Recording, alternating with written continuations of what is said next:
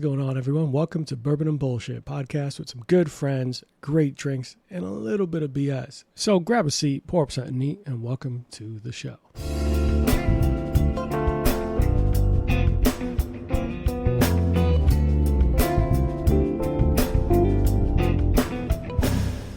All right. So, guys, today we have a unique episode, right? So we are actually filming in beautiful Lakeland, Florida, at Christian Lugo's, a fine establishment, Lugo's Craft Distillery. We've been here before, but it's been some time. But throughout this journey where we got to know Christian and everyone here in this establishment, we ended up meeting someone with common interest in exploring and highlighting the local entities, creatives, and business owners of Lakeland, Florida. So, guys, welcome today. His name is Chaq. I don't want to mispronounce your last name because I know names matter. It's all good. It's Cozart. Cozart, there we go. And he is from Updraft Marketing, Iconic Insights podcast. Yep. And you've had a really lush marketing experience, but welcome to the show, man. How are you? Yeah, dude. Thank you for having me on, first of all, man. I appreciate it. I'm doing great today. I'm doing great. Man.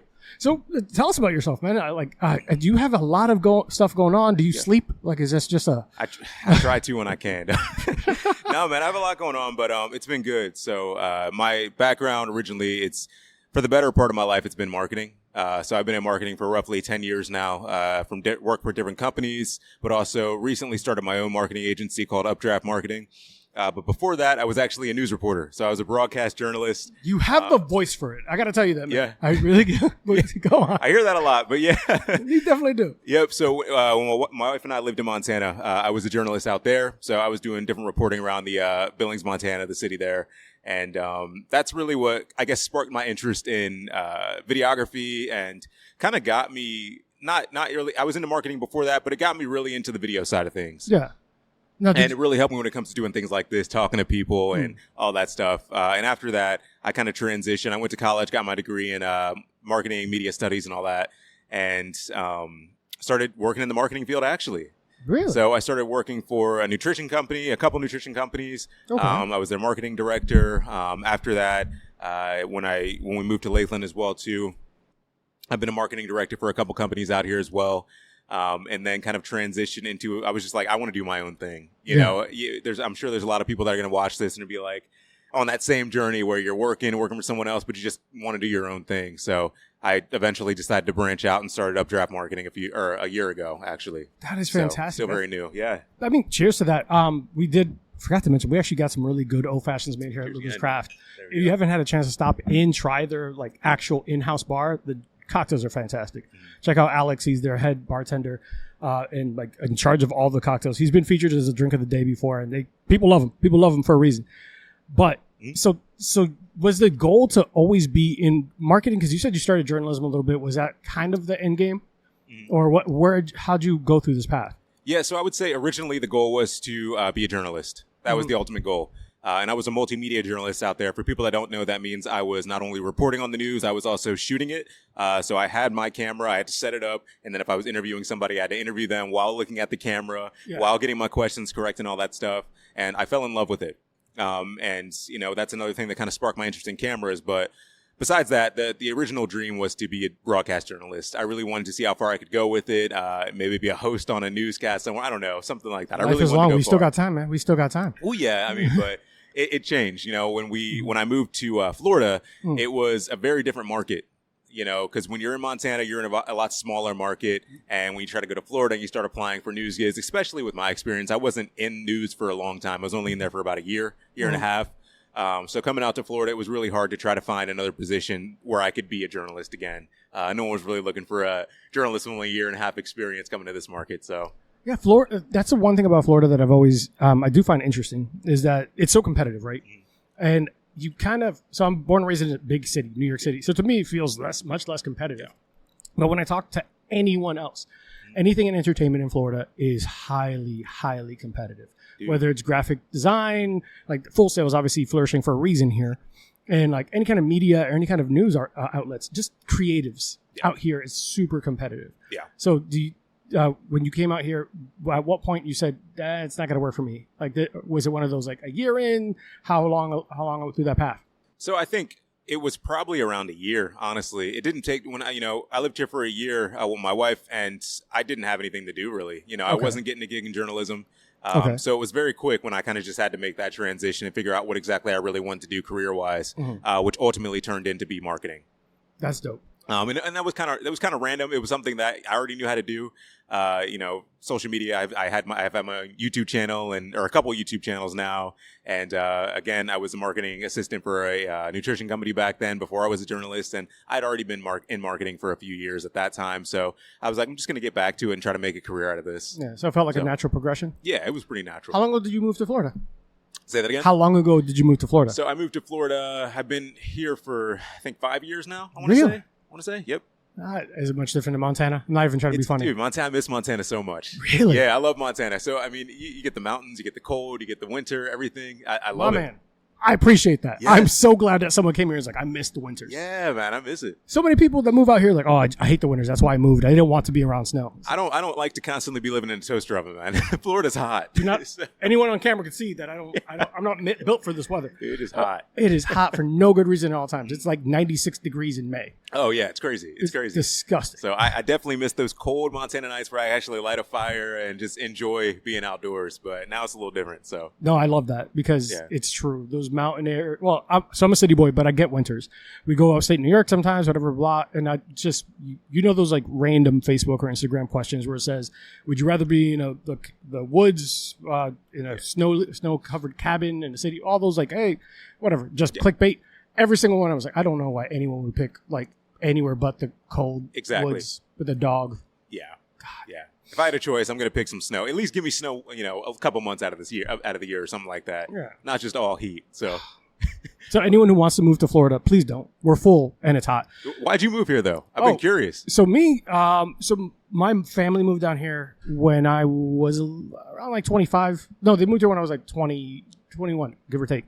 And my mom bought a home, a very super focused individual. She wanted to buy multiple houses, make some money off of it, all that. But fortunately, she ended up getting sick. Yep. She's better now because everyone was like, oh my God.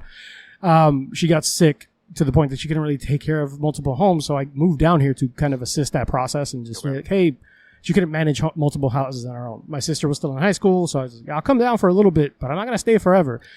And then I met my fiance about 11 years ago, and now I'm stuck. I'm stuck. This is home now. Yeah, for now, for the time being. I did meet a lot of good friends along the way, but in no way, shape, or form was it meant to be permanent. Mm-hmm. But then when you visit places like, go back to New York, and I'll be just honest about like the financials of it, to get an apartment out there for like $2,000, $2,500 a month, I could get a massive house here and keep my dogs and all that. So I kind of got spoiled by that, where I enjoyed having my own space. Mm-hmm. I enjoyed being able to do what I wanted with my house. I enjoyed having my dogs. I enjoyed being able to get to the other side of the house and have a home office that wouldn't interfere with anything else. Yep. We're in New York City, yes, the hustle and bustle is always great. The food is great. The nightlife is great. The people, the vibe. Honestly, the thing I miss the most is public transportation, where I don't have to worry about things like the train. That's what I wish we had more of. Yeah. And everywhere I go, I wish we had more public transportation. Yes, more frequently running. Exactly. And you'd be surprised how often, I almost imagine much less, and yes, it's ironic to say during this kind of podcast, how many less accidents, drink and driving situations, all that. Yeah. If public transportation was readily available, like really good public transportation. Wouldn't have so many people on I-4 every day. Yeah. Honestly. So. 100%. Agreed. That's the thing I miss the most. Mm-hmm. That, and I have a lot of friends out there. There's just a different dynamic of how you can interact with people out there versus Florida. Yeah. There's a lot more niceties and politeness. And I'm not saying I'm rude or anything like that, but... That's the first time I've heard niceties and politeness from New York. Yeah. No, I'm saying here, there are more niceties and politeness. Gotcha. Yeah, no. New York people are nice, not kind. And Florida's kind, not nice. That's fair. That's a good way to put it, actually. I like that, yeah. Where Floridians will be very polite about telling you to go F yourself. Yeah. But they're really polite about it. Where New Yorkers could be really rude helping you. That's fair, yeah. This is a real story. I was in a train, and I was like 28 at the time. I was in a train, and I see two people that were obviously tourists from another country, couldn't speak a word of English, and trying to read this faded subway map on the train while it's moving back and forth. And a gentleman... who, for anyone on the outside looking in, looked like a hoodlum. Just looked like straight up the biggest thug. Do-rag, everything. Just looked like what prototypical hoodlum would be in like Chicago Wire or whatever show they fucking depict hoodlums on. And he takes off his headphones, listens. Yo, my man, where you trying to go? And the guy's like, oh, it shows him directions. Like, let me see your paper. It shows him. Yeah. And he's like, all right, stay here until any points. And he says, yo, my man has to get off on here. Make sure he gets off on the right spot to everyone in the train. Mm-hmm. And just a voice in the crowd was like, I got you. Just helpful for the nature, for the sake of being helpful. He's like, my man, you good. Stay here until he, and raises his hand, tells you to get off. Did he get off at the right spot? 100%. Okay. And other people were waiting. Other people were like listening to the whole thing, like to make sure the dude got off. They didn't say anything nice, nothing polite, but they made sure homie got there right. Damn, that's awesome. I was like, this is New York City in a nutshell. If you stop every 5 minutes to be nice and have a polite conversation, you get nowhere. It comes back to being human, man. I wish just everybody was like that. You know, it shouldn't be that hard to just help somebody get off a train at some spot, you know? Yeah. So I love that because it's 100%. I try to be mindful of that in everything we do, right? We're not alone in this place, alone in this world, anywhere we are. Yeah. So keeping in mind, like, it's so much less effort to not be a jerk. Exactly. Like, the world would be a better place. I think that's a lot of things we deal with right now and just everywhere across the world, man. It's just, it all comes down to just being human again. Yeah. I think too many people are looking at others like they're not human and just labeling them with something. And now it's, that's, not to get into all that, but that's where we're at right now, I feel like. Kind of the nature of the show, right? We kind of get into whatever we want. Yeah. I know, but I completely agree with you. I think that there's a lot of misjudgments that are either based off of surfaces or like skewed information or just not getting full stories. And so much so that I've had friends, and like people I legitimately consider friends, who will talk to me about an article and have not read it. And let's just talk about movies. I'll just talk about a movie. Yeah. The movie, the Sky, like, Don't Look Up. It was a Netflix movie with Jonah Hill, Jennifer Lawrence, and a couple people. Some genuinely wonderful journalists wrote, for clickbait, obviously, I'm being kind of wrote that Scarlett Johansson says that she could never work with Jonah Hill again. Working with him was too difficult. No. Scarlett Johansson said working with Jonah Hill was too difficult. Okay. On the surface, is like, there must have been something negative because it was meant to seem that way. My friend says to me, oh, I heard that they can't get along. I guess Jonah Hill's a jerk. No, the article said Jonah Hill ad-libs lines and he's too funny. So he'll make people laugh because he'll go off script. So Jennifer Lawrence found it hard to keep her composure and be serious during a scene because she kept laughing genuinely and loved Jonah Hill. Dude, what a great example that is. That's such a great example just because this is the headline world we live in today. Yeah. Everything's about the headline. I mean, that on Facebook, that probably went crazy because everybody's like, "Oh, she hates Jonah Hill," all this stuff. Yeah. That's a great example right there. I love it. It made me laugh because I'm like, it would have taken 5 seconds worth of effort to not make you look like an asshole. Read it. All you gotta do is read it. You know, like, Jonah Hill was apparently hilarious. Yeah, and ad-libbed. Yep. So and the conversation went further. A lot of these highly successful comedic actors have space to get creative. Mm-hmm. So directors or writers are even like, say something funny. Yeah. Like, do what you want. And sometimes those ad-libs are the final takes. Mm-hmm. Parks and Rec is one of the great exambles of. Oh, yes. You heard about the funniest line? What's the funniest line? What are the writers were on? They were doing an interview and they said, arguably one of the best lines that's ever been recorded on this show was completely ad-libbed by Chris Pratt, and it pisses me off. But he was like laughing. He's like, as a writer, do you have any idea how frustrating that is? That I go to school, I write, and this man just says something off the cuff. It is the funniest part of that season. That's wild. It was an episode Leslie Knope has the flu and super sick. Okay. And in real life, those computers aren't connected to anything, and they're in the office. So Chris Pratt says, completely ad-libbed. It's like, Leslie, I typed your symptoms into the computer and it says you might have a 4-on-4 connectivity issue. He just said something random that came up on the screen because it wasn't connected. Yeah. And he was dead serious about it. They're like, what are the best lines I never wrote? And the writers, I'm like, comedians get to do that. So Jonah Hill did that. Jennifer Lawrence says, he's hilarious, I can't work with him. Turns into Jonah Hill's a jerk and can't work with people. Oh my God. Surface versus the reality of it. Exactly. Yeah. Oh man, that's good. That's good. But I'm glad that you think that we should be treating people better because and that's part of the reason why we do the show. I think that is connecting with people and understanding what their perspectives are. Montana, Florida, marketing, journalism, all that. Yes. Tell me more about, now that you've come here and you've been working you've had like Updraft Marketing. Updraft Marketing, yep. For about a year now? Yeah, Updraft Marketing has been going on for about a year now. Yes. Okay, so like, tell me about like what's the most exciting clients you've had? Like, tell me about how that's been going, and like what do you do for these businesses and how that approach is? Yeah, man. So basically, what I am is through myself with contractors and things like that. Full service marketing. So the biggest thing I do is advertising. So advertising on social media, Google, different apps like that, as well as creating content and getting that content out, scheduling content for people, handling social media accounts. I mean, really anything you can think of when it comes to marketing. It's kind of changed now and shifted a lot more so into videography because there's a lot more, I mean, with the popularity of video and how you need video basically to promote yourself these days, a lot more clients are coming towards that. They want more video work, which is great for me. I love it. But overall, it's a lot of advertisements and handling social media accounts for people. That's the main thing that I'm doing right now. That has to be time consuming but fun, right? Yeah, a little bit of both. I'd say less on the handling social media accounts just because of all the work that goes into it. I mean, you think about social media and you just think, you just post something one day and you're good to go. But no, it's the whole planning period. You want to stay on brand. You want to make sure that you're putting out the right message. You want to make sure that you're posting the right time of day. You want to make sure that you're using the right hash. There's a million other things I could rattle off right now, and you still might not get it correct. So that's why social media is so hard. It's not as simple as just putting it out there because it's a free medium or a free way to advertise. It takes a lot of effort, and I think it's a good time to say that's why I think a lot of businesses get social media wrong is because they don't realize how much work it takes to actually become popular on social media, and not just followers wise. When it comes to getting popular with your audience, that's what it takes. You have to put in the research. You have to figure out who your current clients are and find people that are just like them to advertise to, but without putting money behind it if you want to be successful on social media. But then if you go to ads, of course, it's going to be a little easier because you can put money behind it, get it out to more people, a broader audience. But overall, yeah, it's the biggest thing right now that consumes my time is just social media and running advertisements, especially on Google for people right now. Nice. I'd say one of the more fun clients I've had is actually a veterinarian, I'd say.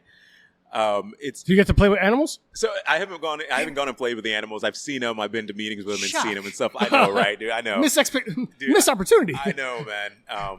But no, it's fun because when I took them on, I didn't know much about veterinary space. I didn't know about advertising for veterinarians, so they kind of gave me a chance. And this was when my company was very new still, which is still new, but it was, I had just started basically.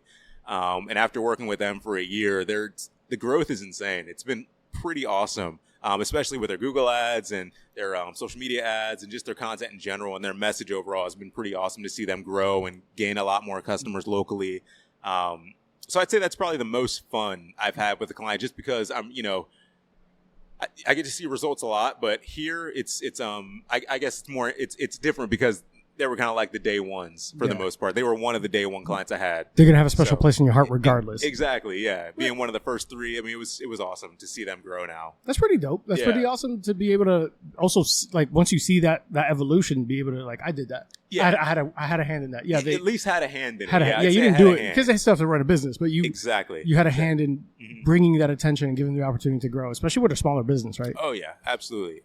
So let's say I'm a brand new client. Yeah. Let's say I'm a brand new client. Walk me through what that looks like. Brief overview. Not obviously because people are going to be like, I could call him if I want more information, but kind of what does that look like? So when it's a brand new client, I mean, the first things first going to be the meeting just to figure out who exactly the client is. So again, let's say you're a veterinarian. If your business is veterinary practice, we meet together via Zoom or in person or whatever. We're just going to talk about what you're doing now. Yeah. What is the business all about? What customers are you getting right now? Who do they look like? What is their socioeconomic background? Do they spend a lot of money or do they spend a little money when they come in? Do they get a lot of, I don't know, is there a lot of surgeries that come through your door? Or is there a lot of vaccinations? Just getting all the information so I actually know who they currently have and who they want to attract as far as the customer goes. Once we figure out that kind of stuff, then we're going to go into the planning period and figure out the kind of content that might resonate best with them based on other clients I've worked with that are in a similar industry, or based on just information that I pull to figure out, how can I attract the clients best through these practices, basically. Building a portfolio for them specifically for their situation. Is that typically just you? Yeah, so it's just me. Yep. Unless I do any type of contract work where it's like, since I'm not a photographer, it'd be a photographer coming in to do photos, or like a website designer. I do some websites, but I'm not, a full-on website designer or coder or anything like that. So I'll have a website person come in and do a website for them. But yeah, majority of it is all me, basically. Man, that's had to be a lot of time, energy, effort, and learning a lot going through it all. Yeah. Obviously, you went to school, you're professionally trained, but were Exactly. the aspects of that schooling that you had to figure out on your own? Like, obviously, the videography, you got better at it. But school is maybe 5% of the process, man. That's honestly. what I tell everybody. And that's not to say, like, don't go to school or anything like that, but it is to say that whatever you learn in school really doesn't transfer to the real world. I heard that with so many freaking things. Yeah, I think school is great. And I think it's great because you learn how to be a functioning human being in society, honestly. That is the intangible that people don't appreciate about actually the school experience. Like human interactions, learning how to navigate things, difficult situations. There are still like very much things that, the A's and all that are great. The grades are fantastic. But there's that, hey, I've ran into a situation where this class I'm struggling in. I need to get tutoring, communication skills, articulating yourself, seeking help, navigating that. Like, these are things and skills that you need later on in life. You need them. Absolutely. Yeah. And I think it's funny because a lot of people say, when you go to school, they don't teach you about finances or how to. They kind of do. It's like, I mean, especially if you go to college and you're living on campus, I mean, you're learning how to fend for yourself. You're learning how to grocery shop for yourself or figure out how to pay the whatever the rent bill at your dorm or anything like that. I mean, you're figuring out a lot. So I think it's like I said, it's the real world experience that school has really given you. I think more so than just like the times tables and stuff like that people kind of take for granted, which are still very important. Yeah. I actually had a conversation with a good friend. He's going to school for computer programming, computer science. He's a returning student, so he's older in life. And he said, it just frustrates me. I don't want to do anything but be a programmer, but why am I taking chemistry? I'm like, I usually have a good point against him because we do a lot of mental gymnastics. Yeah. We like to challenge each other because it makes us both better. Someone to go back and forth with, Yeah, for sure. We both agree. It's like, I enjoy it because it makes you see perspectives. I will always challenge my friends. If I don't challenge you, I probably don't like you. That's fair. If I don't challenge you. But I'd like to challenge my friends. And I was like, normally I have a rebuttal, but I can see where there's not, if you've made up your mind in life and you know exactly what you want, that you don't need the exposure to all these things. But where someone is going to college for the first time, how many times have people changed majors halfway through? How many people have found something else that they love because they were uncertain? And just making sure that you knew normal skill sets is important. But I could see where chemistry might not matter to someone who's going to be doing computer programming. And you know what? Maybe it's for situations like that where people change their majors. Maybe they figured out that so many people change their majors per year. We'll throw in these random classes. Maybe it'll attract them to this random subject and they'll pursue that instead. Something they're more. So I don't know. Maybe I feel like there might be a give and take when it comes to some of the class. Because I know I took some classes that I didn't care about, like some history classes or stuff like science. I'm not really a science guy, but stuff like that. I think it was interesting though, and it was worth it in the end. Yeah. But at the time you're doing it, it might seem like a waste of money. Yeah. For sure. But you knew right away journalism, marketing was the way to go. Oh, no, absolutely not. Yeah, definitely didn't know right away. I didn't know what I was going to school for. When I first started going to community college, I'm originally from Virginia. That's where I was raised. Not born, but that's where I was raised. And I went to a community college out there, had no idea what I was going to do. I think I started with business administration. I think I always had a hint of I knew I wanted to be a business owner down the road, but business administration was not my thing. And it was mostly because I gave up too early when it comes to the math and stuff like that, I always told myself I can't do math. I'm not good at math, whatever, which I know is not true. I just didn't want to put in the work. You don't want to apply yourself? Exactly. Not to sound like a parent. You should apply yourself. Oh, it's true. I didn't apply myself at all. So that's my fault. But but yeah, even going to, MSUB, Montana State University Billings, I was like, I really had no idea what I wanted to do. The only reason I got into journalism was because there was an internship they were holding at the news station that I ended up working for. So I applied for this random internship while I was getting my degree. They accepted me 3 months into the internship. They gave me a job. So I was like, I mean, yeah, sure. I guess this is my new path, Well, way to fucking go. Exactly. That's what I'm saying. Guys, we're going to take a really quick commercial break, refill our glasses, but when we get back, we're going to get to know Chaq a lot more and find out how he somehow stumbled upon a career path because he just found an internship. Be right back, guys. Hey guys, here at the show, we ask that you follow 3 simple rules that'll save your night and possibly your dignity. Rule number 1, don't drink and drive. Seriously, Uber exists for a reason. If you wouldn't trust yourself to build IKEA furniture after 3 bourbons, you definitely shouldn't be behind the wheel. Rule number 2, avoid Amazon one-click buy. Drunk you thinks a medieval suit of armor is a great investment. Sober you, not so much. And then try to explain it to your credit card company then. And finally, rule number 3, do not text your ex.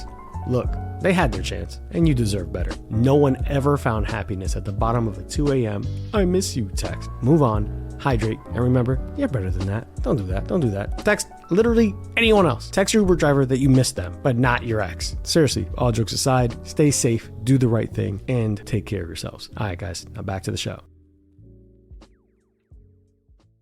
Hi guys, we are back. So last we left our like the interview, I was gonna say our heroes, but that's like a D&D reference. We were talking to Chaq about how he ended up into the internship, turned into a job 3 months later, and then changed your major after that. Was that immediately like, hey, I'm everything shifting? Mm-hmm. You just immediately after that, you're like, oh, hey, I'm here. Pretty much. It was immediate. Yeah. I mean, so I don't know, man. School is, I think, when you're 20, 21, whatever, you have no idea what you want to do with your life. And I don't think you should, personally. I agree. You should just be at a point where you're trying to figure yourself out. And I didn't get the normal dorm experience. I got married very early in life. So I didn't have the normal. How long have you been married? 10 years now. Going on that. Oh, nice. Congratulations. Thanks, man. I appreciate it. I've known my wife for 10 years, 9 years being married. Excuse me. Sorry. She's going to fuss at you when she sees that you weren't right. Oh my God. Anyway, I think people should just give themselves time. I think you need to experience things. You need to experience the world. You need to, travel if you can, if you have that ability to travel. You need to meet people, get in front of people that are into things that you're interested in, whether that be, for me, it was cars always. I love cars. So go to car shows, meet people that are into cars. Maybe you'll get a good opportunity doing some kind of mechanic's job or something that you really fall in love with. So my thing was, I never wanted to put too much stress on myself of what I wanted to do. But at the same time, I knew, being that I did get married so early, it was a little more pressure because I need to make money early. Yeah. I need to be a little more financially responsible, I guess. You had to grow up fast. Exactly. You didn't have you really couldn't afford, not that you couldn't afford, but as a husband, provider, all that your focus was your future. Yeah, it was. Yeah. Absolutely. Yeah. Which is 100%. Hey, that's fair. I think that's a great thing to do, especially getting married that young, doing all these things, having that focus, because it could have turned bad fast if you didn't focus up, right? Mm-hmm. And so I praise you on that, man. Having to make the decision to I buckle down and get it right, and seems to have been working. Yeah, I mean, it was good, but at the same time, it was too early. I don't recommend it. I don't recommend getting married super early and then trying to figure out things from there. I recommend like getting to know who you are as a person yourself first, and then going out and figure out what you want to do. But for me, it worked out. It's okay for now. But yeah, after going to college and kind of figuring out, what exact path I wanted to take. Yeah. Again, I got hired at the news station, and it was something I did fall in love with pretty immediately. That was an amazing change for me. I didn't expect to be offered a job as a journalist with no experience in college still. Yeah. Especially just only 3 months as an intern, but it was crazy. It was pretty nice. That's awesome. And it gave me some really good experience again with interviewing and talking to people, and made new connections out there that I'll never forget, and good friends and everything. So it was an awesome time. I commend that, especially once you locked in, you went for it 100%. You ended up running it. Now you're running your own company, obviously, which in its own is a fantastic feat to just be doing that on your own. And because typically people, like you said, you have people that you outsource because they're the subject matter experts, right? And your time is valuable. Would you rather spend your time creating not a subpar, but not as good product where someone else has the expertise? Or you could reinvest your time in the stuff in the actions and the items that you're really good at and honed in on. So giving your customers a quality product and understanding where you are, that's a fantastic thing to know in a year at least. Yeah, no, it is. It is. It's been great, man. Again, I'm just glad I took the leap to do it, honestly, because I was the type of person where I've wanted to start a business for a long time. This wasn't the first thing I tried to start and just succeeded. Definitely not. That's not how it worked. I'd been trying to start a lot of business, like t-shirt companies and lawn mowing companies and stuff like that, just to figure out what exactly I want. My history is kind of all over the place. I'll be honest with you. Oh, we're gonna get into it. Yeah, for sure. But but it took time to build up the confidence to actually build this business, go through all the paperwork and the legality stuff to actually get the business approved and legal to get paid, and then to market it. It was all a ton of hurdles that I had to go through, a ton, because I'm kind of one of those people that's never 100% confident in themselves. A little bit of imposter syndrome. Oh yeah, for sure, 100%, 100%. We'll get into that in a little bit, but I think it's so interesting that I'm older than you, but my generation to your generation, there's a lot of imposter syndrome. There's a lot driven there through social media and just everyone. Now, visually, you could always see someone be successful in what seems to be a heartbeat. But to your point, you did a lot. The path to success wasn't linear. Mm-hmm. You went through a lot of jumps, turns, like you fell a couple times. I'm sure things didn't go where you expected them to be, and you just kept pushing. But people only commend you once you've already gotten there. It's true.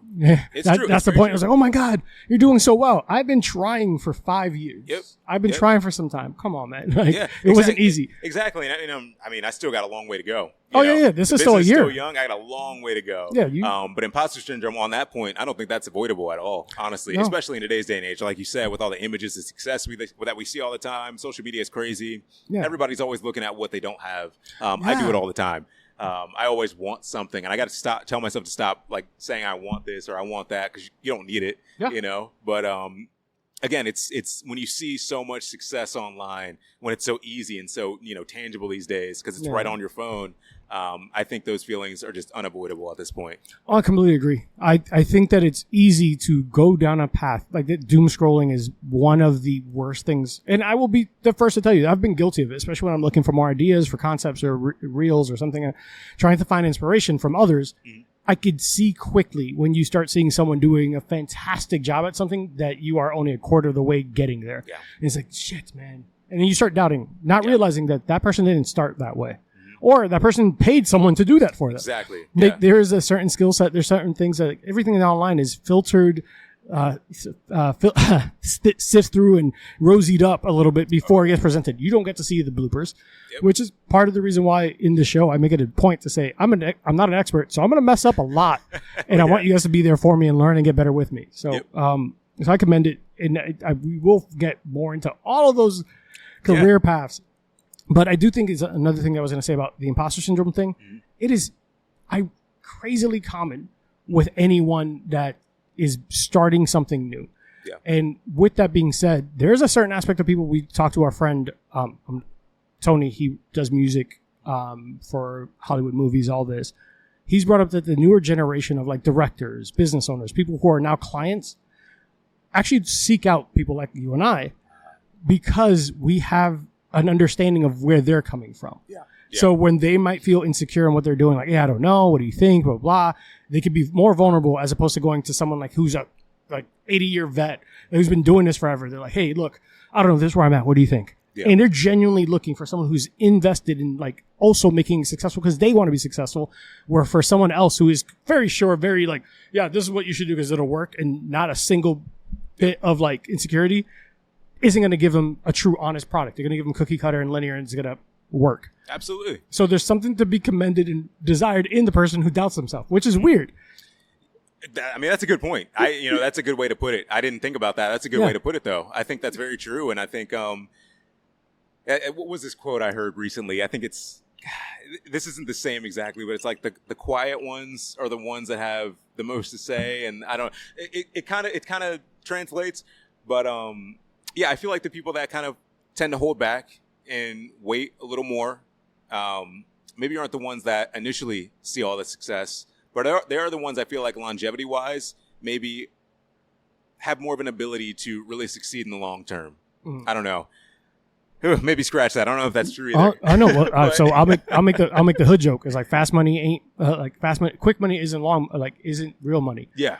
Like the flash in the pan, like I can get this like quick success doesn't mean it's real longevity. Isn't going to be something that's tangible. Isn't going to be something they really care about. Yeah. Or someone like you who's been taking the time. This is something you care about. You did this major. I'm sure every client that you work with sees that in everything you do. Mm-hmm. And the fact that you don't necessarily think that you're the ish Yeah. Which is just imposter syndrome. We doubt ourselves. I doubt myself. Sure. I'll be the first person to tell you. I don't always think I'm putting out the best product. For sure. He's going to make sure that we put out really good product when we do. Yeah. As opposed to someone's like, no, this will be fine. Exactly. And yeah, I mean, that's the big thing too, is like when it comes to someone new in business or anything like that, I think it's okay to have imposter syndrome, but at the same time, you don't always have to be able to, you don't have to put the best product out all the time. And it sounds weird. You don't always have to be putting out the best possible thing. If you're in marketing, if you're a videographer or whatever, it's really customer service is a lot of that, you know, because people can understand where you're coming from. They know you're not a professional based on, you know, the age of your business or anything like that. They know you're starting out. You are a professional, just not experienced, not tenured. You're still a professional. Yeah. Okay. I'm going to give you credit where you didn't say it. Well, yeah, I wasn't really talking about myself in that, but yeah. But still. You're right. You're right. That's a really good point. You are a professional. You're just not experienced as experienced. Mm-hmm. But that's really good. I think that's fine though. I don't think you have to try to be or act like you're someone more, or, you know, just tell people what your skill set is, give them a fair price, and like do the work and just be a good business owner, you know, just be good to people and give them updates every step of the way. And I think that goes way further than just the product that you put out. I would agree. Yeah. I think some of my favorite places I spend my money at, bars, restaurants, all that, it's more about the staff, the people there, the personalities behind it, the people that I can trust. And I know that when they put out a bad product, they tell me, hey, look, this isn't my best, so don't worry about it. I was like, no. I support local. Give me the full bill. Don't worry. Like, what is wrong with you? Like, we don't do that. We don't do that here. I came here for a reason. Like, don't do that. You could ask anyone, like my favorite bartenders, bar managers, and the places I frequent. They're like, "Hey man, don't worry about no, I'm paying you. Like, give me whatever the bill is. I got it. Like, the point in this is for us to all grow. Yep. And I'd much rather go to them than a franchise that has it perfect, but it's also cookie cutter and not personal. So, whatever. Yeah. We're going to pour something else up, take another quick break, hydrate because it's hot as hell in here. Oh, yeah. For those who are watching the video, I apologize. I don't normally glisten like this, but it's like that. It's just, we're in the back of a beautiful distillery that doesn't have AC because it shouldn't back here. Yeah. Love you, Chris. It'll work. Be right back. Sponsor of Bourbon and Bullshit, Big Bang Boom Collective is Orlando's burlesque and cabaret entertainment group comprised of Midnight Fables Cabaret, Big Bang Boom Cabaret, and Foxy's Den. Follow us on Instagram at Big Bang Boom Collective or join our VIP email list for info on upcoming shows by visiting www.bigbangboomcollective.com. All right, guys, we are back with Chaq. I didn't mean to rhyme, I promise you. So Chaq, all right, so we dug a little bit into what got you into Updraft Marketing, the clients that you've worked with, the vet, which I would love for at the end, if you want to give them a shout out, feel free to, I don't mind. For sure. But tell us about the other side, Iconic Insights podcasting. Yeah. So that's with a partner. Tell us all about that and what brought that up, because I know you interviewed Christian. Yeah. And I loved that. Wait, say that. Sorry, is it what? You interviewed Christian Lugo was it in? Okay, Iconic? so for that one, that was actually the Locals podcast. That Locals, not with Christian. Yep. Right, cool. So let's do Iconic, then we'll do the Locals. Absolutely, yeah. So Iconic Insights was kind of a passion project, man. So I met this guy. His name's David. He's my co-host for that podcast, and we just kind of hit it off. You know, clicked. We were pretty much synced on a lot of the issues we talked about, a lot of the directions we wanted to go if we were to create a podcast, how we wanted to start it, what we wanted to look like, all this stuff. We were pretty in sync on that. So we were just like, let's just do it. We met up for coffee one day and we're just like, let's just do a podcast. We have good chemistry together and we can talk to each other. It's easy. Let's do it. Yeah. So we started a podcast called Iconic Insights. And what it is, basically, it's all about interviewing celebrities and professional athletes or anyone like that that's well known, has some status to them, I guess you could say. Someone iconic. Exactly. And just talking about them, their journey, and how other people can kind of take the tidbits of information that they offer and kind of turn that into how they want to, make their own life, how they want to build their own, career towards a professional athlete or professional singer or anything like that. So that's the whole basis of the podcast, really. It's just to get those iconic insights, quite literally, and put them out there for people to listen to. And we want it to be different from just any other podcast. We want it to be more of like a TV show, I guess you could say. Yeah, almost like a documentary style interview. Exactly. So you seem like you're watching a show. We have our little intro, outro, stuff like that. So that's it's a fun project right now. We're really trying to get to the nitty gritty of who these people are, and it's kind of been cool to meet those people too. How often do you release those episodes? Those episodes are coming out every week. Every week. Yep. Nice, man. Who have you had on so far, just for the people at home watching? Yeah, for sure. So far, we've had on a WWE wrestler, AJ Amaran. We've had on another WWE wrestler named Bailey. We've had on a former professional Super Bowl champion NFL player. His name is, now I'm forgetting his name. This is bad. It's got that. Minute 39. Oh, dude. You put me on the spot. Jeez. All right. Who else other than the Super Bowl champion have you had on? We just did another one with Landry Ward. He's a MMA fighter, a professional MMA fighter. Another one, Mitch McGee. He's another MMA fighter. We've had on Miss Florida recently, Peyton. I saw that. Yeah, she's really cool. She's awesome, which is a great episode. BJ, excuse me, was the NFL player. There we go. Yeah, there you go. Right. Sorry, BJ. Yeah, sorry about that. But we've had on, a few people now. I think we're up to about 8-9 episodes right now. That's awesome, man. Yeah. So when you give kind of like that behind the veil look and perspective of these individuals, is it like?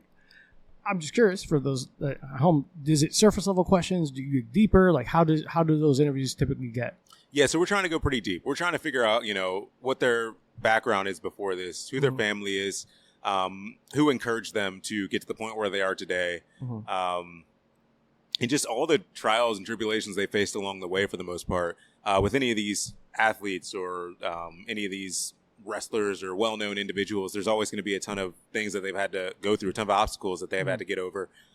So that's what we're trying to figure out, not just the easy questions about why are you so great at what you do? No, it's more so, really what got you here, because there's going to be people that watch any of these episodes that we put out so far and be like, I want to do that, but I have no idea how to do it. Almost like a motivational and informational at the same time. Exactly. We're trying to give people some legit information to figure out how they can, be more successful and, maybe not go to the exact path those people did, but at least go on their own journey and figure out how to be more successful on their own journey. What attracts you to picking those people as guests? Is it something like? Yeah, so I think it's right now, we're really just picking anybody right now. There's really no rhyme or reason. Anyone that has a really big following or is a professional in their sport or someone who's been successful in their exactly role. Anyone that's very successful in what they do right now, because we're still small. The podcast is not big or anything. It's still pretty small. So my co-host David has some really great connections all around, and he's able to get in front of a lot of these people. He's worked with a lot of people that have these huge followings or are these professionals in their industry. So it's been great working with him because he knows how to get them in there. Yeah. So. And I think it's a really cool concept, especially when you say it about like the path to success, because we talked about it earlier with imposter syndrome and everything to that effect. It's a scary path. Yeah.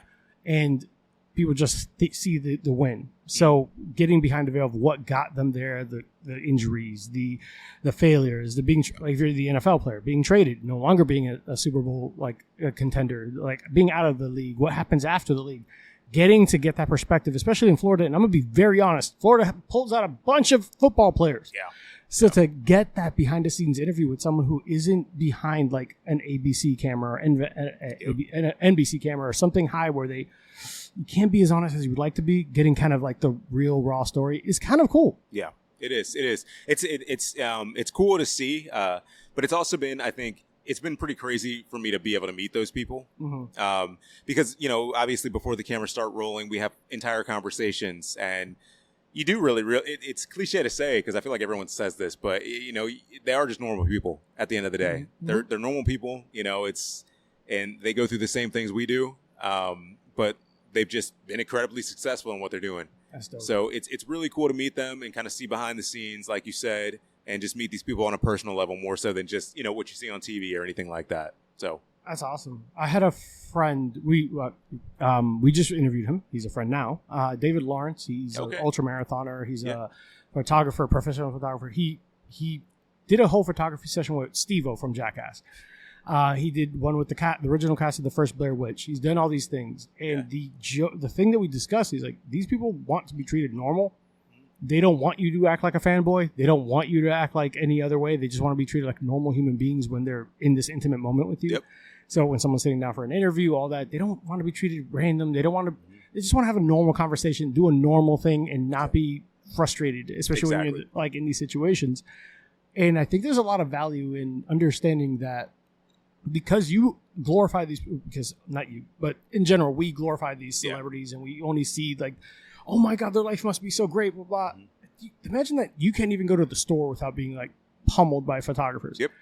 Imagine like everything you do is under a microscope and people don't even know 90% of what actually happened. Like, imagine all this and then find yourself in a situation where you are begging to just be treated like a normal human being. Mm-hmm. I understand that. Like, when we talked about that, that makes a lot of, like, I've always realized that, hey, these are just people. They all go through the same trials and tribulations. I mean, some have bigger trials, but other stuff like that. Yeah, I got you. Like they just want to be treated normal to the most part. So I'm glad you got to get those experiences and seeing those, even if they might not have been like sports and things that you might have been related to. Like, were you a professional wrestling fan before? Was this just something that kind of? Yeah, not wrestling. I've always been in the NFL though. You know, I love football. Who's your team? So Pittsburgh, for sure. I'm a Steelers fan all the way. Interview's over. Yeah, exactly. I'm a Ravens fan. I was going to say Jets, man. What are you talking about? God, no. So born and raised in New York, but when I played football in high school, I was playing defense, and I knew nothing about football. Okay. And my coach said it was during the year of the Bullies of Baltimore. And Ed Reed, Ray Lewis, all that. He's like, if you want to see real defense, watch the Ravens. And I'm like, who the fuck are the Ravens? Yeah. And I watched them. I was like, I don't know who these guys are. Yep. But they're my official team from here That was on in out. the Ray Lewis days probably too, wasn't it? Ray Lewis, Ed Reed. Yeah. They got like a bunch of fucking. That's the year they won with Trent Dilfer as their quarterback. Oh man, that was when we hated the Ravens. You should have, just because they were always whooping our ass. That's they how were whooping everyone's ass. Yep. No, but yeah, man, Pittsburgh all day. Always been a Pittsburgh fan. What do you think about this Aaron Rodgers shit? So the Steelers need help right now, honestly. And I think it's a lot of it's the head coach, but they need help. So I'm really hoping. I don't care who the quarterback's going to be. I just hope it's someone that knows how to play football. You think a lot of it's the head coach? You don't think Tomlin's good? So I think Tomlin was good for sure. I think the Steelers are a team that is so stuck on. This is not the right way to put it, but nostalgia, for lack of a better term. No. They've only had 3 head coaches, so it's like, is it 3? I think it's 3. I'm pretty sure. Ooh, correct me if I'm wrong. Someone fact check that. But it's a very low number of head coaches. Yeah, and all of them have long tenures. Yeah, they've been there forever. And that's how the Steelers are. Everyone stays around for a super long time. I think Tomlin was really good at one time. When he first came there for like the first probably like 8 seasons, he was pretty incredible, but that was because he came with a winning team. He inherited a winning team. Yes. Big Ben, everybody, Troy Polamalu still, like everybody was still on that team. Hines Ward. Yeah. Well, Hines Ward kind of. Yeah, towards the end, but he also got AB. Yeah. He got Le'Veon Bell. Exactly. Plaxico Burress. Yep. Oh, Plaxico. Those were the days, man. Martavius Bryant. Yep. At the height of his thing. Juju at the height of his career. Yeah, Smith-Schuster is awesome. So, but still, it's like he inherited a winning team. They came off wins already. So I think he did what he could with them. But once Roethlisberger left, I feel like that team fell apart completely. I have really strong feelings about the Pittsburgh Steelers, and they're not as negative as you think they might be. Like, what are those feelings? I think that they're a victim of their own success. They will never be bad enough to get a high draft pick. Yeah. But they'll never be good enough to win the chip with who they have. That's so true. So a lot of these 100%. teams, cool, Joe Burrow and got to the Super Bowl because their team was horrible and they were able to draft Joe Burrow and Jamar Chase a year later. Yep. Like, exactly. yeah, you had to be really bad to get really good. Yep. I mean, even Patrick Mahomes has arguably the best offensive-minded coach of all time. Mm-hmm. And his wide receiver core is what? Like, really? Yeah. Like, he doesn't have he had maybe Xavier Worthy for a little bit, Rashee Rice maybe for a little bit. Exactly. He has the remnants of Hollywood Brown. He had the ghost of DeAndre Hopkins. Like, he didn't have, like, the star-studded. He had Clyde Edwards-Helaire at running back. Like, that's not these teams that are, but Pittsburgh Steelers specifically, I think that they are a fantastically run team. But for them to get to over the hump, They have to have 2 really bad seasons. Yeah, they which do. would mean Mike Tomlin would lose his job. Yeah. So would he willingly lose his job to make the team better? Probably not. But when you really think about the talent, come on, they had a winning season with Kenny Pickett, Mason Rudolph, and whoever else was around. Yeah, I mean, but they always have a winning season. He's a victim of his own success. Yeah, no, it's true. It's so they're, true. They're still beating teams like the Ravens. Yeah, well, I mean, sometimes. Yeah, but it's always a question. Yeah. When they go in, they could beat any team on a good day. They could beat any team. Mm-hmm. So Pittsburgh Steelers piss me off because they always find fantastic wide receiver talent, running back talent with like the breadcrumbs that everyone else ignores. Exactly. And they could have anyone at quarterback and somehow get a winning season. Yep. They lose to the worst teams, though. Yes. They lose to the worst, and they somehow miraculously beat some of the best teams. They play to their competition. There you go. Where a good quarterback and a good leader would make them play at that elevated level all the time. Yes, exactly. So they're victim of their own. That's why I think they're a victim of which pisses me off because Yeah. I don't want to root for them, but I want to root for Mike Tomlin. Yeah. I want to. We could get into the like whole political stance of like political standpoint, and not the politics, but the politics of football, not like like those, but where I root for a black coach, Yeah. a minority coach. I root for them. Yeah, and don't Period. get me wrong. I'm not saying I you want don't. him to be successful. Oh no, I'm not saying I you do. don't. I'm Yeah. not saying you don't, but I'm saying even as a Ravens fan, there's a part of me that's like, no, I still want Mike Tomlin to do well. Yeah. And I could be honest about. I want to be honest about that. Like I'm rooting for him. One, I like him. Even his no nonsense style is like, we lost. What the fuck? What do you mean? Yeah. Like, oh, what do you think was the last point? It was like, how the person got the push, sneak. It was like QB sneak or something. What were you thinking? He's like trying not to let them score. Next question. I don't know what you want. I like the no nonsense. He shuts stuff down. When a wide receiver gets shipped out of there, you know they're a problem. Yeah. No, Deontay for sure. Johnson, like I like him and I want to root for him, but I also want to root for as a minority success. And I don't ever mean to break it down to that. No, it's fair. It's fair. I think that's a good point, though. Yeah. Because, I mean, I say a lot of the times that I think a lot of it has to do with Tomlin just because a lot of the play calling. But his offensive coordinators have been trash. Arthur Smith is trash. You're not wrong. Yeah. You're not wrong. But he has a lot of that. He has a lot of those decisions, too. I hold the head coach very accountable for the 100%. team, for sure. I get it. But I don't know. We never know the politics behind the scenes. That's what I was going to I'm sure the Rooneys are an easy team to head coach for, No. to be honest. Because Kenny Pickett was not the choice. No. Everyone said from the beginning wasn't the choice. Yeah. This is all going to be extra features for everyone at home who's like, oh, this is not in the full version. Yeah. Because football talk is not related. But no, 100%. Like, I don't think it's the easiest team to head coach, especially with that much experience. But I root for you guys when you're not playing me. I want you to just beat others because I don't like Joe Burrow. But that's for another day. Yeah. I'd rather root for the Ravens than Cincinnati, so I'm okay with that. Do you want another drink? I will buy you another drink. Yeah, right. Can someone get him a drink, please? Right. Let's just get Cincinnati out of there and we're good. Or the Browns. Oh, but the man. Browns, you never have to worry about them. I don't worry about them they're because okay. they do it to themselves. Even when they had Baker, who's winning with the Bucks, they're like, "Oh, let's get rid of him and get a rapist." Listen, but I don't root for Cincinnati at any point. So you talk a lot about your history and what you got here, but we kind of not talk. We glimpsed over.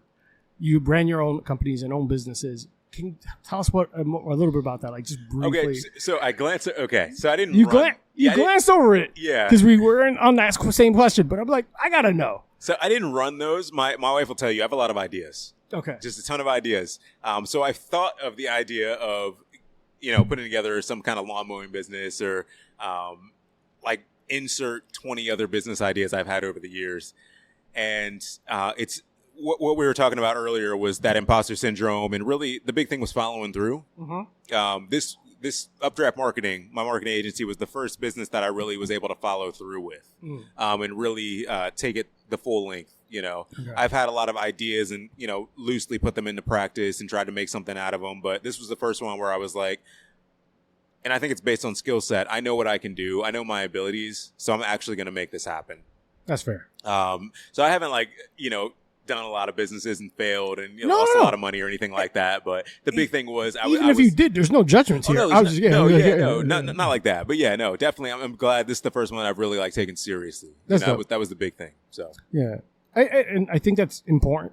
What I think is interesting is, though, that you thought about these other businesses before you went into what you already were trained at. Yeah. What was the specific reason for that? That's true. Yeah, like why? Like, because you said, I thought about these ideas, I thought about these companies, and I thought about that. Yeah. What made you want to explore something you weren't classically, trained at? Or is this the first time someone's asked you that? No, I think the big thing was probably...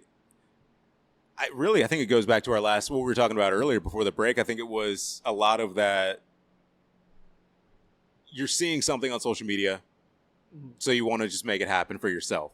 You're seeing people have all the success with whatever it be, YouTube or different business ventures or anything like that, and you want to have that for yourself. So I think a lot of what my initial business ideas were strictly businesses that are more so cash grabs, I guess you could say. Yeah, that's fair. I wanted to just do something and see if I could make money doing it, yeah. But I wasn't passionate about it. Yeah. And if you're not passionate about it, in my opinion, it's not going to work long term. 1,000%. Yeah. So I agree with you. Yeah. So, I mean, it was just doing things that on paper might seem like they could make money, but at the same time, it wasn't for me, you know? So I'm glad I didn't go forward with it or just lose money for no reason doing it.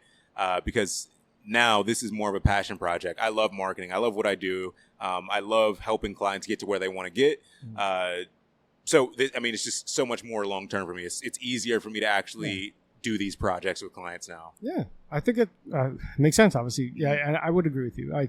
There's a big... Clients know. Yeah. Patrons know. People who buy your product know. There was a quote. I forget the exact details. And please, before someone at home fact checks me, I don't have this stuff right now. We're in the moment. We're in the moment.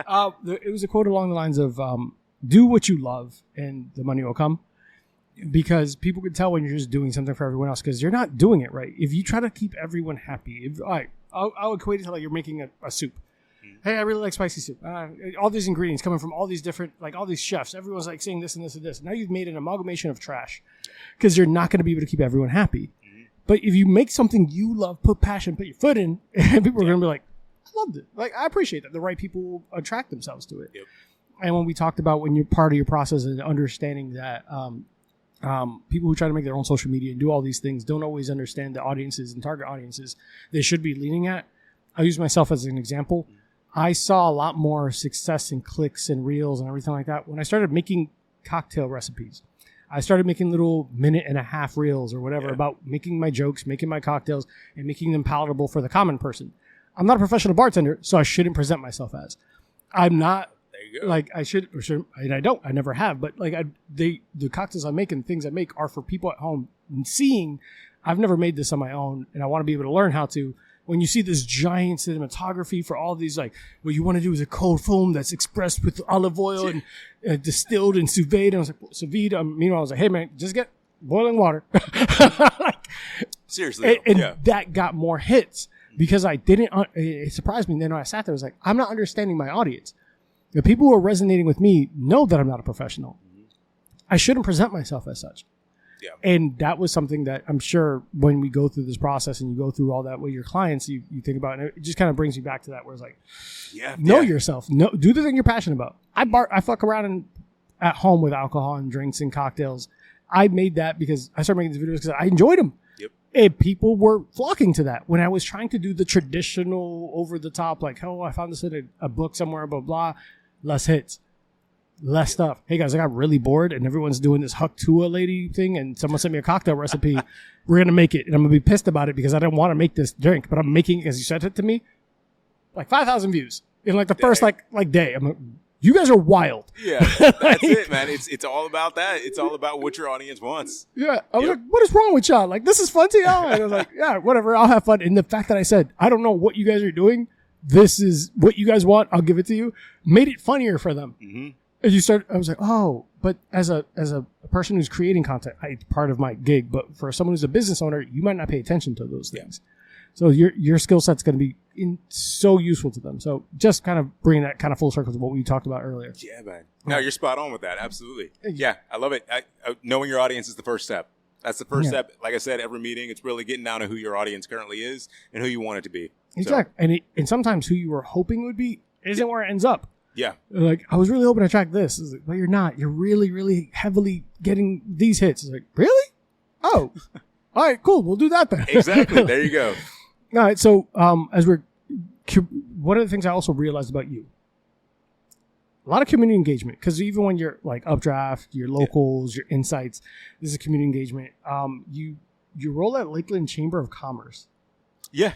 So tell us about that. How did that influence your perspective on local businesses and their development? So, because I'm assuming that also gives you insight, like oh yeah, for and sure. perspective. Yeah. So Because that's a big thing we should also talk about. You didn't bring it up in your like storyline about how you got it. I didn't. Yeah, I didn't. But yeah, I did work at the Lakeland Chamber of Commerce. Mm-hmm. I was the communication director there, communication and marketing, basically. Translate that for people at home.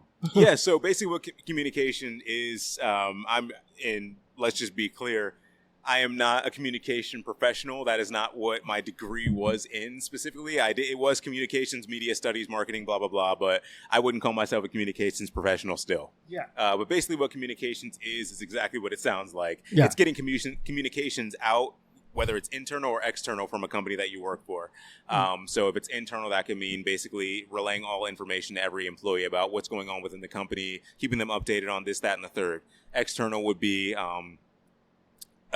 drafting copy, drafting social media content that resonates best with people. I don't know. There's a multitude of ways to explain external communication. Yeah. It's just everything that's going outward facing to a company. Yeah. So you worked for the Lakeland Chamber of The Commerce. Lakeland Chamber of Commerce, yeah. And how long was that stint for? I was there for about a year and a half, I want to say.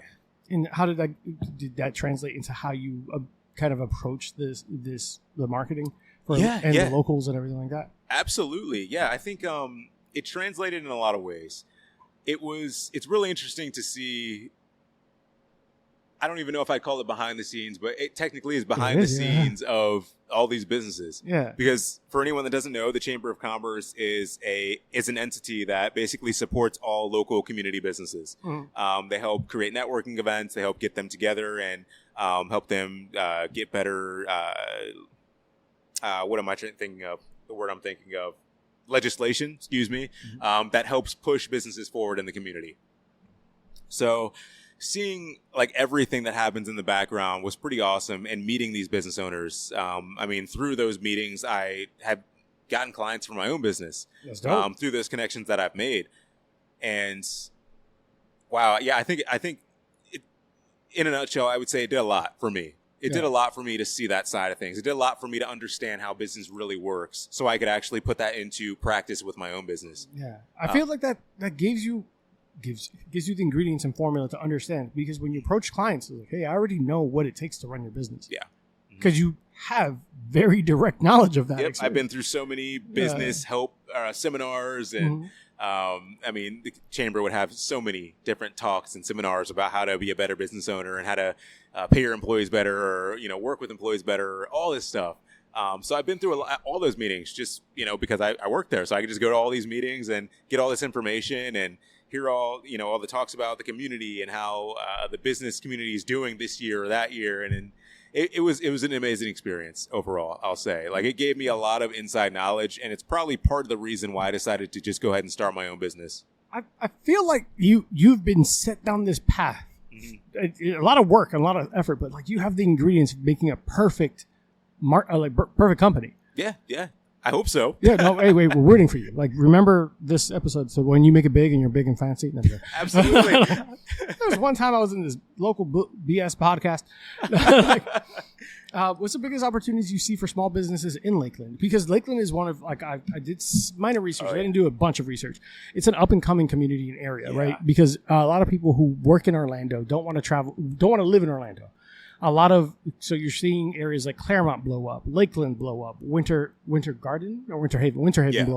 So people are willing to commute now because Orlando's becoming super expensive to live in, monitor all that. But that also then attracts businesses to keep that money local. What do you see as a great opportunity for these smaller businesses and these up and comers? So what I would say is that for Lakeland specifically, for all the reasons you said, because it's growing exponentially. It's crazy. And it's getting more, even in the 5 years I've been here, it's been so much more crowded every year. Yeah. It's insane. But back on that subject, what I would say about the opportunities wise is that the community of Lakeland rallies around something new like I've never seen any other community do. Anywhere I've lived before, never seen it before. I'm glad you brought that up. Like, people are passionate about supporting other businesses in Lakeland.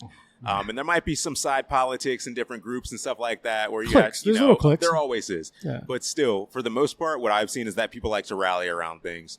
So if you're someone that's trying to create a business and you can make it interesting, it's a cool business, it's a different idea. Like, I know there's like a new donut shop, which people are going crazy about. There's a new speakeasy in Lakeland, which people What's are the going crazy. donut shop? I think it's called Parlor Donuts. I'm about to hit them up when we leave here. Yeah, I got time. Yeah, no, absolutely.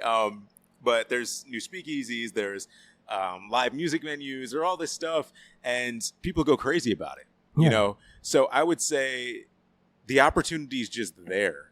If you're new, the opportunity is there. Now, if you're a business that's been around for a while, the opportunity is still there. But you have to figure out how to expose yourself to those people.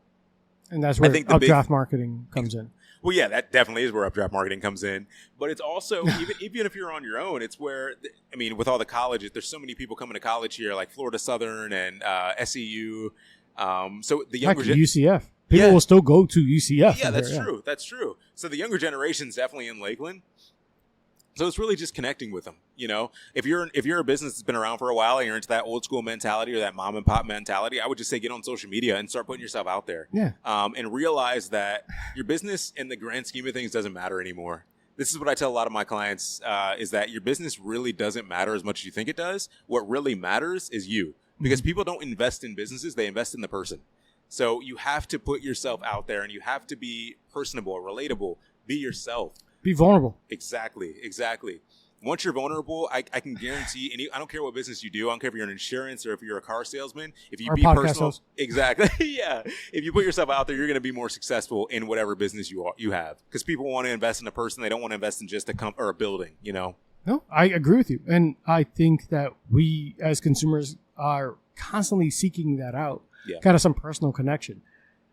You see how quickly people will not chase a franchise. Franchises are great, whatever. Yeah. Like something recognizable is great. You're in Texas and you don't know where to eat. Well, actually, not Texas because there's a bunch of barbecue.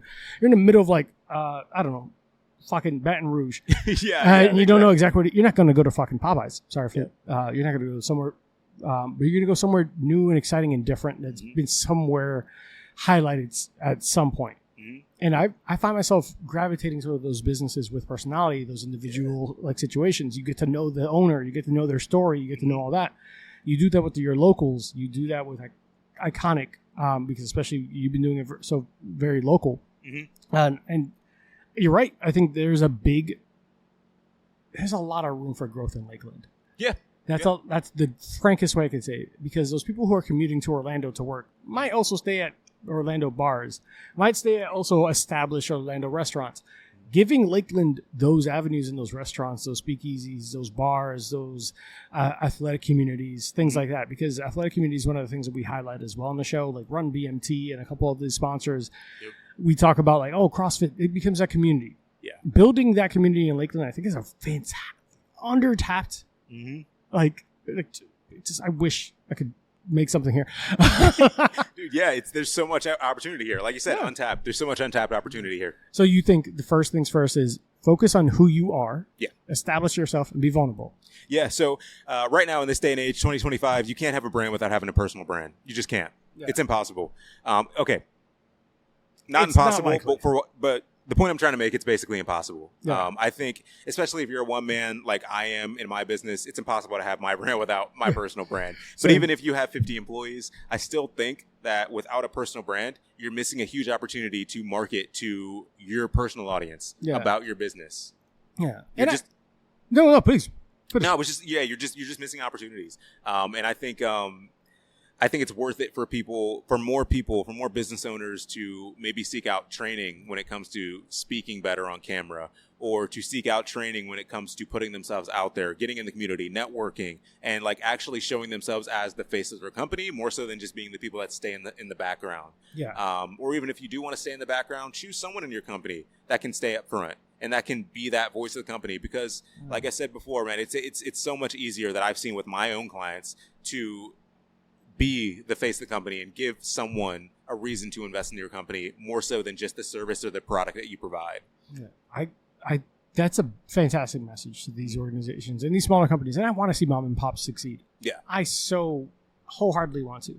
There's a yeah, we have our generations, but there's a whole sect of people who want the whole vintage mom and pop, like old school frame of mind. There's a consumer for every brand, for every kind of like market, but you just have to be out there. You have those, I joke because I have hipster friends, like those hipsters, like, oh, I listen to this underground music at this bar and off the beaten path. That bar could seem grungy as possible, one of the most successful businesses possible. Yep. Because they know their crowd, they lean into it, they gave their personal style, and they just kept it going. Exactly. And so it's not about like, oh, who has the fanciest lighting and space. And no, understand who you are, build that personal connection, and just like hone in. The rest is history. Yeah. Just stay on brand after that. Fantastic. You know? I love that, man. And Shaq, I love that you just elegantly broke it down. So if you're in Lakeland and you're trying to build, hit up Shaq because he obviously knows what the hell he's talking about. Absolutely. Let's do it. Let's do it. Last break, and then when we get through it, we're going to close out. But guys, I hope you guys are enjoying so far. But I'm going to get really deep in a moment. Be right back. Hey guys, this episode is brought to you in part by Coach John Estrada of Run BMT Training, longtime supporter of the show and an absolute beast on pavement. And for the record, this man just crushed the LA Marathon. And if you're looking to level up your running game, John's the coach to get you there. That's John with no H. Trust me, he's going to correct you. Whether you're training for your first 5K or tackling a full marathon, Run BMT, the coach is there, and John will have you running smarter, faster, and injury-free. So if you need expert coaching, hit up John at blackmattertraining.com and tell him I sent you. Now, he might not give you a discount, but he will make you a better runner. Again, that's John at blackmattertraining.com. Now let's get back to it. Thanks, guys. Hi guys, we are back. So hopefully you guys do check out Run BMT and John Estrada with that whole that community has been fantastic. David Lawrence, we're hoping to get Seth from Run BMT on the show and maybe work some stuff out there because I want to eventually not be as chunky as I am, and you know maybe they'll help me running a little bit. Seth, if you have me I'm never running a marathon. I need you to know that in advance. I will never, ever run a marathon unless I'm being chased by a bear for a whole fucking marathon. Because I have a car, Seth. Stop. Like, why am I running 26 miles? That seems dumb. We created technology. They got motors now, man. Yeah, they have a whole thing. It's like, oh, I refuse to like turn on my lights because we have fire. That's dumb. Yeah. Get in a car. Like, all jokes. I just have to mess with them. So, Shaq. Yeah, man. Updraft Marketing, Iconic Insights, the locals. We talked about all this, the journey. Your wife is really supportive because you have been all over the place. I'm joking. You're busy all the time. What are your goals for Updraft Marketing, Iconic Insights, and everything else you're doing over the next years? Like, what is the end game? What are you hoping for? In the perfect scenario, what is in the empire that is Shaq? Yeah, the empire that's Wrong Shaq. Yeah. Not that Shaq, because he's also like this. I'd say for Walmart. I'd say in the empire that is Shaq. Wow. I'd probably say I'm going to always keep working. I'm going to always keep pursuing some other goal or dream.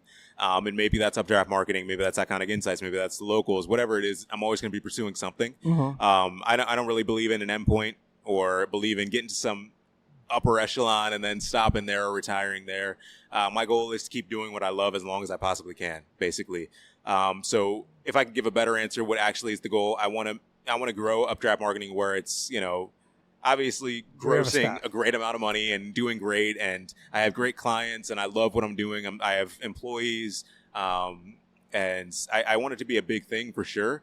But I also, don't want to get too lost in just one business. I want to always be doing things that I love doing. My passions right now are marketing, they're videography, and they're helping businesses grow. But at the same time, it might change down the road. Yeah. So whatever the passions of the time, I want to have the resources and the ability to pivot if I need to and pursue that passion, and I think that was, before I started this business, before I, gotten to where I am now, it was always doing things or taking jobs that I didn't necessarily want, but they were kind of still in my degree or they were kind of still in my career path. But I was doing them because I needed to at the time. So now it's more so I want to do things that really give me that fulfillment that I want, as opposed to just doing things that are, I don't know, just another job or just another thing, if that makes sense. I hope that made sense. It makes 100% sense. Yeah. You want something that fills your cup. Yeah. That's something that makes you feel like it was something worth doing. Exactly. Whether by your standard, it's your standard versus anyone else's. Mm-hmm. Something worth doing that you enjoyed, you found value in, it gave you that like serotonin hit. Like, yeah, exactly. I did it. And right now, that is the podcast. That's Iconic Insights. That's Updraft Marketing. That's the locals. Those are filling my cup for sure. I love it. I love what I'm doing. But I definitely acknowledge the fact that we as people change quite often. And I think that I'm not the same person I was 6 months ago, let alone 5 years ago. Exactly. Some people it's crazy to me that some people can just choose one thing and stick to it forever. But for me, I know for a fact my personality, it's like there's always going to be something that I want to do. I earlier when you brought up like, hey, you know, there's people who changed majors, went to school, like, and you encouraged growth and learning through experiences in school. I was screaming 100% agree. Yeah. Because you're right. There are people who, hey, 2 years from now, I'm not going to want to do this anymore. There's people who want to bounce around and do all these things, but it's part of the process, right? So who knows if Updraft Marketing and all these things, get the name right, Arthur. Yes. Updraft Marketing and all these turn into something else. Yeah. You're not limiting yourself or putting yourself in a box where like, this is who I am forever and always. And being flexible is going to make you dynamic and ever evolving. So I love the fact that you've already kind of identified that in yourself. Yeah, absolutely. Yeah. No, man. Updraft. I mean, I think one day, if I can give you a little more information, one day Updraft Marketing might turn into a documentary series. Yeah, that's what I really want to do. I really want to shoot documentaries. I have a lot of different ideas locally, and something I'd want to shoot in another state or country. But I love video, man. I really do love it, and I think. For those who haven't checked out your work, it's fantastic. I hit you up. I was like, what lens did you use? Oh, yeah. I was like, what did you do for this? You're like, it was just this lens and these angles, and you had a storyboard, and you had everything. Yeah. It was fantastic. So if anyone hasn't checked them out, check it. Yeah, I really appreciate that. It's definitely something I'm passionate about, and it's getting, I've been in a video for 6 or 7 years now, I want to say, but still, I haven't been as interested as I am for the past 3 years. It's been pretty serious. Yeah. And really trying to hone in what exactly style of shooting I want to do. But I think documentary work's going to be something that really comes in the very near future. So you guys might see something coming out soon. Hey, look, I'm just going to post it wherever you post it. I'm going to say, hey, check them out. But there you go. I do love that your transition from in front of the camera to behind the camera happened so fluidly, and you found your passion behind the camera. Yeah. So I just think that's interesting. I don't know if you ever thought about that you went from wanting to be the guy right in front of the camera to actually the other part's better. No, it's true. It's so true. I mean, I love being in front of the camera. I love being behind the camera. I'm comfortable on both. I really, it doesn't matter to me. But I think being behind the camera now gives me more the ability to actually create the narrative as opposed to just speaking in it, if that makes sense. 100%. Yeah, it gives me, I like the ability to create what I'm envisioning for myself. And, I at one point I wanted to be an actor, and I did commercials and stuff like that. And it was like, now you bring up the commercial shit. I'm sorry, dude. It's like, well, now we're talking about behind and in front of the camera. God, but this man has commercials up. Nothing too crazy, but it's cool to be the person that's creating the image, and be the person that's really. I want to show what's in my imagination. I want to through documentaries now or through the videos that I do for clients, and it's just been really fun. It's definitely amazing to see what your abilities are and how you can storyboard and craft something inspiring. So that's what I want to do ultimately. It's just create something inspiring for people to look at. I like that, man. I enjoy that for you. As a complete novice, I do get some insights into the behind the scenes of it, obviously with the show and everything like that. But it's just always so interesting because you get to control that narrative, even the angles you use, the lighting you use could paint the picture and paint the story in a certain way. You can say the story the exact same way, put an angle of the camera where there's a part of their face is shaded. You might make that person seem like the villain of that situation. Yep. Or an angle from slightly underneath where you see their jawline is now they're the hero of the situation, and understanding dynamic and just being able to kind of make that story right in your perspective is so dope and so much fun because it could be the exact same script. It could be the exact same words, and just being able to all right, so we can do this. This is the reality of it. This is what I'm trying to put out. This is my style, and be individualized of it. It's awesome, and I'm happy for it. And I'm looking forward to the next 5 years. And if you do a documentary and you're bored and you just want someone to make drinks on the side, you call me and I got you. Absolutely, man. But as we round out, because I'm not going to get Shaq's wife mad at me, I will be sending this to him. So I apologize. This is completely my fault. All good. What's next for you? Next, ultimately, I think right now is going to be to just keep on doing what I'm doing, honestly. Awesome. I think what's next is going to be, I want to get bigger guests for Iconic Insights. I want to speak to as many businesses as I can in the local community for the Locals podcast. And I want to continue to make clients happy for Updraft Marketing. And after that, it's just, living life and not being held back by anything. That's what I want. That's what's next for me. It's just living and being a human being, man, because that's one of the things we miss as humans is that we're also tied down with work, and we're also tied down with money and all this other stuff that we never really get to live anymore. At least, I don't even want to say anymore. I just think overall we never really get to live. There's so much pressure in making a living that you forget to live. Exactly. And I'm guilty of it. I'm still working on it because I still, a lot of the times, will choose to work instead of going on vacation because I think it's more important, which sucks. And I got to get that mindset out of my head. But I think that's something I need to improve on. And that's going to be next for me for sure. That's fair, man. I'll be vulnerable. I'll be honest with you too. Like there's sometimes I struggle with my fiance's like, oh, should I pick up a shift on Monday? It's up to you. Like if you want to pick it up, you can. Yep. If you do, I have a bunch of content. I can go record places because there's a bunch of events going. And then I realized afterwards, like I should have shut the fuck up and said, no, I want to hang out with you. Exactly. And then afterwards, like, nah, don't work Monday. I want to hang out with you. Mm-hmm. But there's that moment where you're so focused on like the next thing and like I need to work. I need to constant. Rolling Stone doesn't gain moss. Every once in a while, it's going to be mossy. That's fine. Do it. Enjoy life. But awesome, man. Enjoy life. That's it. That's it. Mic drop right there. Enjoy life. And as we close out, enjoy life. Where can everyone find you? Drop out your socials, your handles. We're going to put them obviously in the show notes. But where can everyone support? Yeah, so Instagram, Facebook, Chaq Cozart from my personal social media pages, ChaQuille, Cozart, Cozart. On my business page is Updraft Marketing LLC or just Updraft Marketing on wherever, basically. Iconic Insights, if you want to look at that podcast, Iconic Insights podcast. The Locals, the same thing, the Locals podcast. You can find it on YouTube under Chaq Cozart. Other than that, email me at info@updraftmarketing.com. And that's how you can get in touch with me for any business-related inquiries. But other than that, just check out the show notes. Everything will be in the show notes. 100%, we want to support everyone. Like we said, we want to support local. And I mean that to the best of my ability. Tomorrow, someone like Joe Rogan will be like, hey, do you want to do stuff for us? Yes, but I'm still going to highlight Orlando. Yes. Yes. And Lakeland and the surrounding areas. Greater Orlando. Cool. But guys, if you're enjoying everything we're doing, make sure that you give Chaq a follow, like, subscribe, hit him up if you are a small business that's venturing out and wanting to get that kind of, even if it's something that you just want to touch base with them and see what the options are. I encourage you to do so. If you say you heard it on the show, cool. I get nothing from it, so just support him or whatever. But if you like what we're doing right now, for the time being, our socials are at bourbon_and_BS. By the time you hear this, the new soft relaunch and rebrand of the Last Call podcast, it should be out and about. There should be 4 t-shirts. Everything should be good to go. 4 t-shirts branded specifically for the Last Call podcast. My favorite one so far is new look, same great taste in product.